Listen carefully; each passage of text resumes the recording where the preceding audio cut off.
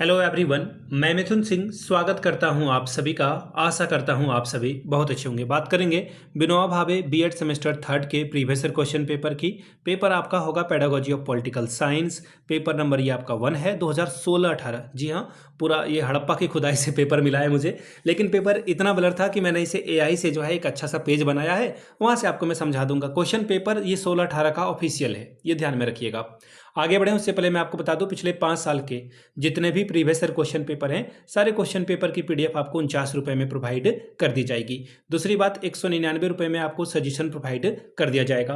अब ये सजेशन क्या होता है? सजेशन यानी कि वेरी वेरी इंपॉर्टेंट क्वेश्चन, ऐसे सवाल जो एग्जामिनेशन में बार बार पूछे जाते हैं, आंसर के साथ आपको प्रोवाइड कर दिया जाएगा। यहाँ से मेरी ईमेल आईडी आप देख लें, yourmithunsingh@gmail.com पे आप मुझे मेल कर सकते हैं। इंस्टा पे अगर आप हो, डू फॉलो मी @imithunsingh। बाकी आप मुझे व्हाट्सअप कर सकते हैं 7979054474 पे। याद रखिएगा, सजेशन हम लोग पिछले 10 साल के PYQ को स्कैन करके बनाते हैं।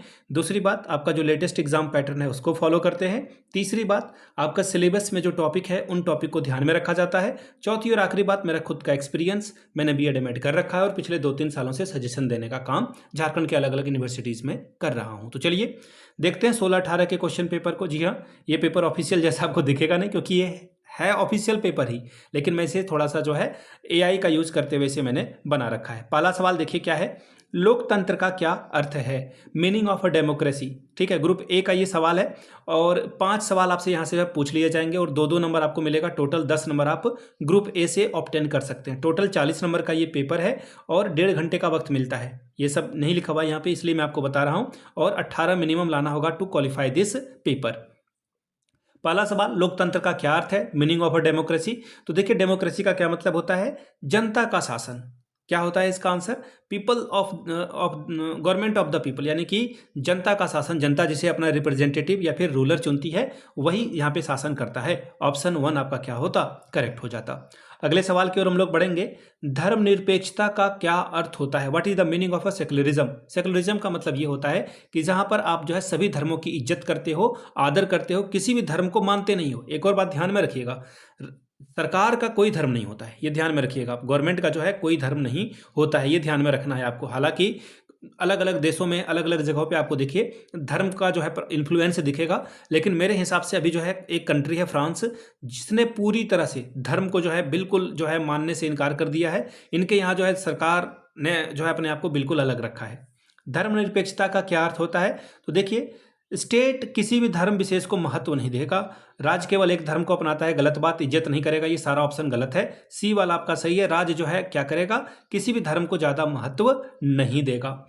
अब देखिए कुछ फैक्चुअल वाले सवाल आ चुके हैं। पहला सवाल देखिए क्या पूछा गया है, भारतीय संविधान की किस सूची में शिक्षा शब्द को जोड़ा गया है? देखिए यहाँ पे ऑप्शन था, बट एआई ने तो गलती की है, ऑप्शन ये आया नहीं है। मैं आंसर आपको बता देता हूँ, ये इसका आंसर हो जाएगा 42वें संविधान संशोधन अधिनियम 1976 में जो है इसे संवर्ती सूची में जोड़ा गया है। फिर से बता दूं, भारतीय संविधान के किस अनुसूची में शिक्षा शब्द को जोड़ा गया है? तो 42वें संविधान संशोधन 1976 के द्वारा संवर्ती सूची में, यानी कि कंकरेंट लिस्ट में एजुकेशन को ऐड किया गया है कॉन्स्टिट्यूशन ऑफ इंडिया में। चौथा सवाल, भारतीय संविधान के किस संशोधन में मौलिक अधिकारों को जोड़ा गया है? In which amendment of Indian constitution fundamental rights were added? देखिए, अगर मैं इसकी बात करूं तो ये जो फंडामेंटल राइट है, ये पार्ट ऑफ जो ओरिजिनल कॉन्स्टिट्यूशन है 1950 में, पार्ट 3 में आर्टिकल 12 से 32 तक जो है इसको ऐड किया गया है। ठीक है, अब जो है बोला गया कि मौलिक अधिकारों को किस संशोधन में जो है जोड़ा गया है।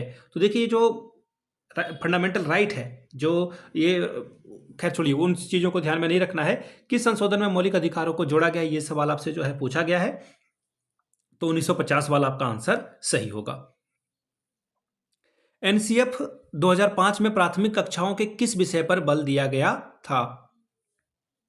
ठीक है, यहां पे ऑप्शन है नहीं, तो देखिए यहां पर जो पॉइंट है ये ध्यान में आप रखिएगा, तो आपको सारी बात समझ में आ जाएगी कि ये क्या। एनसीएफ में देखिए किन किन बातों पे ध्यान दिया गया कि बच्चा जो है किताब से ही नहीं सीखेगा, बल्कि रियल लाइफ से सीखेगा, रियल वर्ल्ड में जाकर के बच्चों को जो है लर्निंग बाय डूइंग, जो प्रैग्मेटिज्म का जो रूल है, थ्योरी है, उसको फॉलो करेगा। ठीक है, यानी कि बच्चा जो है बाहर जाकर चीजों को अच्छे से सीख पाएगा। ठीक, यानी कि मातृभाषा को जो है बल दिया गया इसमें। ठीक है, मदर टंग को बल दिया गया और ट्राई लैंग्वेज फार्मूला को बल दिया गया है। तो इसका जो फिलहाल ऑप्शन वाला आंसर सही होगा वो होगा मदर टंग, यानी कि मातृभाषा पे जो है एनसीएफ 2005 ने बल दिया था। ठीक है, इसका आंसर मैंने आपको बता दिया। हालांकि मैंने कुछ चीज़ें आपको और एक्स्ट्रा बता दी ताकि आप एग्जाम में बेहतर कर पाएं। ग्रुप बी की बात करते हैं। यहाँ पे भी आपको 2 ही सवाल का जवाब देना है और इसके लिए आपको 5+5 मिलेगा। इन 4 में से कोई आपको 2 सवाल करने थे। सवाल देखिए क्या है, राजनीतिक शास्त्र की आधुनिक धारणा स्पष्ट करें। Describe the modern concept of a political science. अगला है मूल्यांकन से आप क्या समझते हैं। What do you understand by evolution. चौथा है विभिन्न वस्तुनिष्ठ जांच के लाभ और उसकी सीमाएं लिखें। Write the advantages and limitation of various objective test. Question number 9, राजनीति शिक्षा में पाठ योजना का क्या महत्व है। What is the importance of lesson plan in political education. अब बात करेंगे ग्रुप सी की। यहाँ भी आपको जो है 4 सवाल का ही आंसर करना था और यहाँ पे 10-10 नंबर मिलता है। ये लॉन्ग आंसर टाइप क्वेश्चन है। पहला सवाल, राजनीतिक शिक्षक के यानी कि पॉलिटिकल साइंस टीचर के जो क्वालिटीज है उसके ऊपर बात करिए, उसके गुणों की चर्चा कीजिए। अगला सवाल, विभिन्न सामाजिक आंदोलन में संचार माध्यमों की भूमिका को स्पष्ट करिए। Define the role of media in different social movement. 12वां सवाल, राजनीतिक शिक्षण की प्रमुख शिक्षण विधियां कौन कौन सी है। Which are the main teaching method of a political science teaching.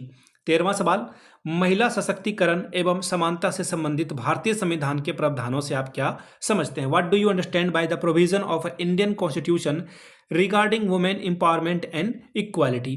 तो ये था आपका पेपर। मैं आपको फिर से बता दूं, अगर आपको पिछले 5 साल का PYQ चाहिए तो ये आपको 49 में, अगर आपको सजेशन चाहिए तो 199 में ये आपको प्रोवाइड कर दिया जाएगा। यहाँ से मेरी ईमेल आईडी आप देख लें, yourmithunsingh@gmail.com पे आप मुझे मेल कर सकते हैं। इंस्टा पे अगर आप हो डू फॉलो मी @imithunsingh। बाकी आप मुझे मेल कर सकते हैं yourmithunsingh@gmail.com पे। बाकी आप मुझे जो है इंस्टा पे @imithunsingh पे फॉलो कर सकते हैं। व्हाट्सअप कर सकते हैं आप मुझे 7979054474 पे। वीडियो को आपने यहाँ तक देखा, प्यार दिया, इसके लिए आप सभी का बहुत बहुत शुक्रिया। Have a good day.